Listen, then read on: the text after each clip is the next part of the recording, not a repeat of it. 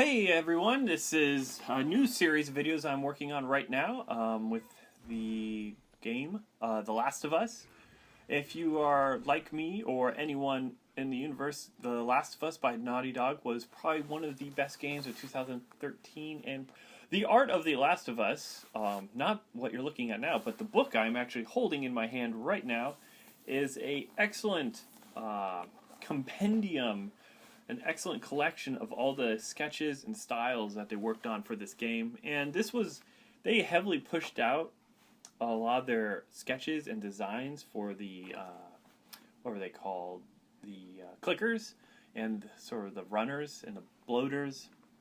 And they're really pushing out what the game style looked like to, I think, separate it from a lot of post-apocalyptic and sort of quotes, I'm using air quotes here, zombie games. If you played the game, you know it's not quite, I'm not even sure if they mentioned the word zombie.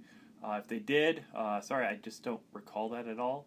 But The Last of Us, the art of The Last of Us, the art of The Last of Us book is probably one of the best on my shelf right now. I have quite a few at the moment, art books concerning video games specifically, and some various animes and movies.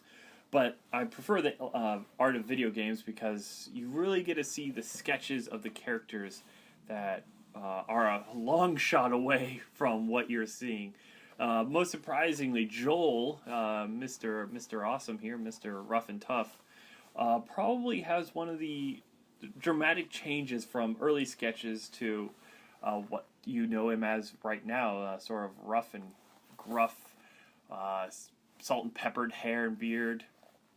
I'm going to read a brief description of the Joel character, just a sentence here. Joel's appearance is meant to evoke rural Americana, a nod to cherished American values of self-reliance and ingenuity in the face of hardship and deprivation. Well, this image of Joel definitely, as I am from rural America myself, I'm raised in Indiana, I no longer live there, I live on the West Coast now. I could say that is a very rural American look, actually. But so the Joel that is sort of the icon, there he is, there's his face right now. The Joel we know now seems to be more educated. From his backstory, I believe he just had a kid when he was very young. Okay, so you can enjoy the look of this game. I'm just going to be talking about the art of the game itself. There was a lot of controversy of Ellie after Ellen Page did a sort of AMA on Reddit.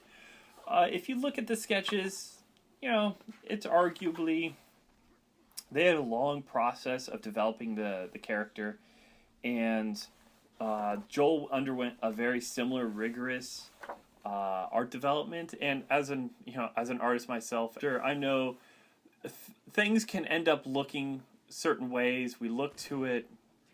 It is in a different perspective, after the fact, and if the artist intended or not, I would say it's quite forgivable. These things happen in development. The styles sort of resemble certain people. There are a lot of games out there that resemble real life people.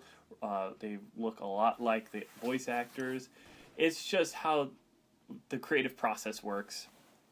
But what I wanted to talk about heavily here at the end, though, as I don't want to go too far after this 2012 trailer, and you can tell it's a trailer only because there's a few things that the HUD's a little different. The environments that you are set within, I think, is exactly why The Last of Us stands out. Yeah, here you can see the HUD is very different, but anyway, the Last of Us, the art lets it stand out a great deal from like the Resident Evil series. I think that's why the Resident Evil series actually is moving away from what the fans really love, the familiar in the environments. While this is a post-apocalyptic world, and none of us have experienced that as of yet, a true post-apocalyptic world, I'm sure there are buildings like this that are everywhere, that are very worn down. There is, in fact, grass growing inside of them.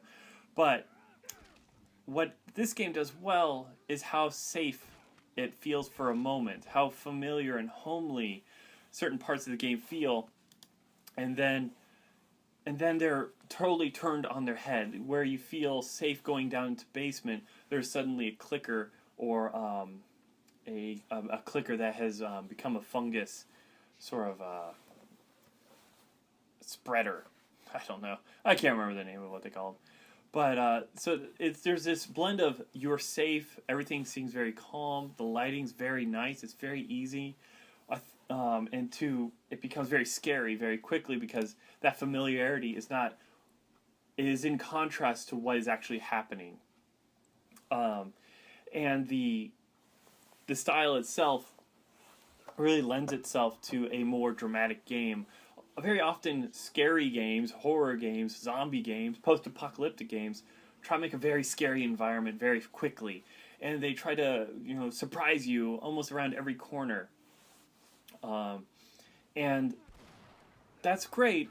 That's what there are fans for that. There are people who want that, but that's not what The Last of Us is trying to accomplish here. They're really trying to make a close relationship between these two characters and a closeness to the environment, that these two characters feel like they belong in this environment, and so do we, but we're not expecting what's coming around the corner.